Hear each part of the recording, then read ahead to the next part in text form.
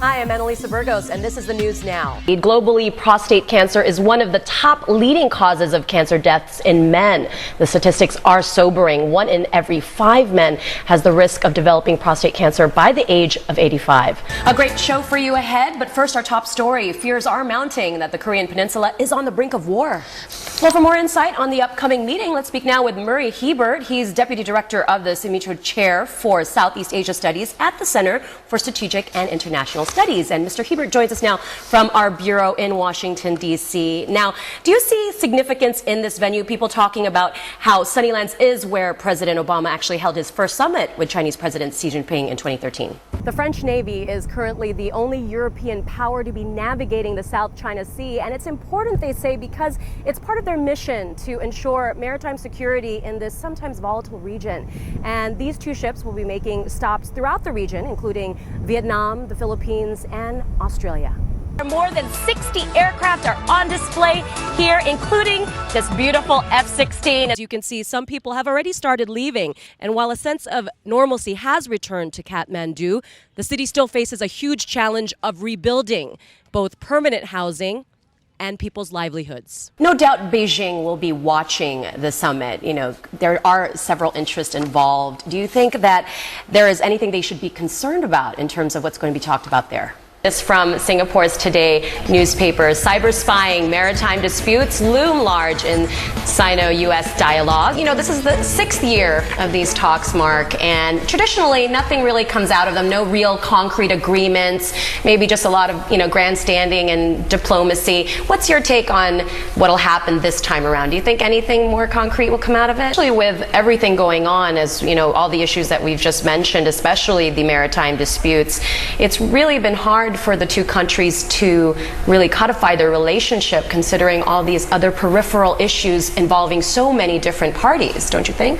Well, everything is enormously complex. I'll move on to a big story that was actually coming out of APEC, Yes. the summit. Apparently not a different kind of diplomacy. Russian President Vladimir Putin, it seems, has created some fireworks at the fireworks display that happened at the APEC summit in Beijing. That's right. A lot of people are talking about this incident on social media because censors in China actually have scrubbed it from footage. Yeah, which just makes everybody want to see it more. Yes, right? Anytime you censor something, everyone's like, what happened? So let's look at Twitter and some of the reactions.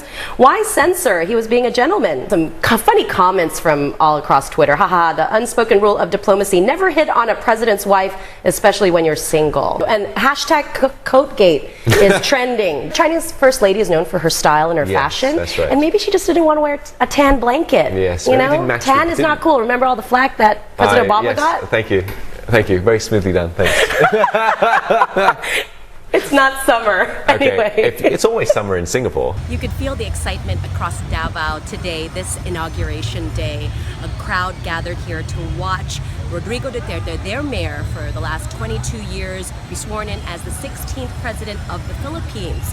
And it's a historic moment indeed, because the people here in the South, Mindanao especially, felt it was time for the president of the Philippines to be from here. Welcome back. Well, from the haze to the dress. Yes, that black and blue one. Or was it white and gold? It was green. Right. I don't really care. Well, those are just a couple of the year's most attention-grabbing topics on the web. What other trends dominated the hearts and minds of netizens in 2015? Well, it is a good time to find out as the year draws to a close. So here to fill us in are Mark Lutz. Maybe they realized with all the coverage of how they looked before. Speaking of which, let's take a look at how they looked before. The awkward handshake. The Japanese translator for Abe was talking and greeting him. And he didn't acknowledge her at all. So anyway, a lot better. That bodes well for both countries as and they for build the rest ties. of the region. Yes, exactly. Political stability, the goal there. Well, Dr. Vuving, so much historical baggage here. Do you really expect real improvement between the two regional rivals? I'm on board the Gregorio del Pilar. It's the flagship of the Philippine Navy. It took part in the recent Carrot 2016 exercises here in Subic Bay, and that was a cooperative exercise with the U.S. Navy. As you can see, the USS Steatham there is one of the U.S. Navy ships that took part as well. The firepower on board the USS Steatham destroyer is impressive. You've got this 5-inch gun, the biggest one on board, but it's not the most impressive. You've got 90 different types of missiles on board, 29 here, 61 aft, and that thing over there is the Sea Whiz close-in weapon system. A woman has died and 15 others hospitalized after what reports said were botched surgeries. Over the weekend, 13 women lost their lives at another state-run camp, with more than 60 women still in the hospital. Both incidents happened in the state of Chhattisgarh, and public anger is quickly boiling over.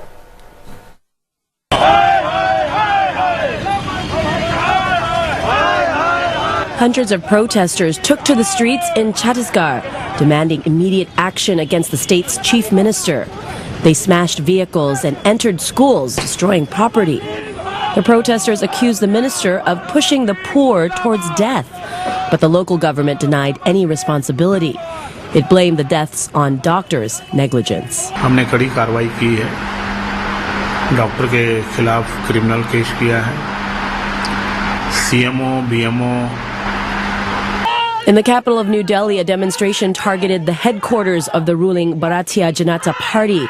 The angry protesters were from the women's wing of the opposition Congress Party. थोड़ी भी अगर शर्म हो राज्य शासन को तो अमर अग्रवाल जो हेल्थ मिनिस्टर है उनको तुरंत इस्तीफा देना चाहिए अपनी जवाबदारी को समझते हुए, और गैर जिम्मेदाराना बयानों के लिए और हेल्थ मिनिस्टर को बचाने के लिए रमन सिंह को इस्तीफा देना चाहिए. Deaths due to sterilization are not new in India, where over 4 million procedures were carried out over the past year.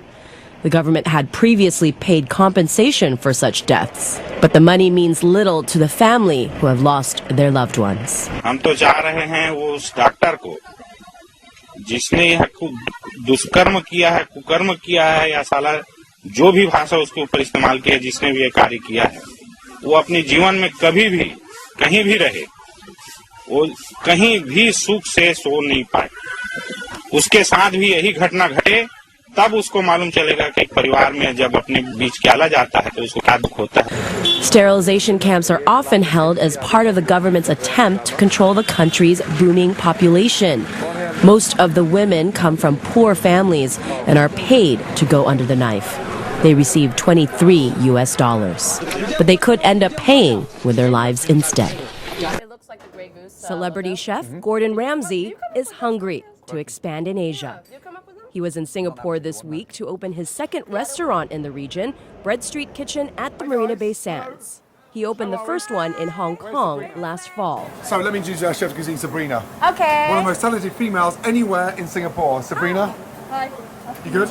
Is he nice to you? He doesn't yell at you, does he? Like, you can tell me. She yells at me.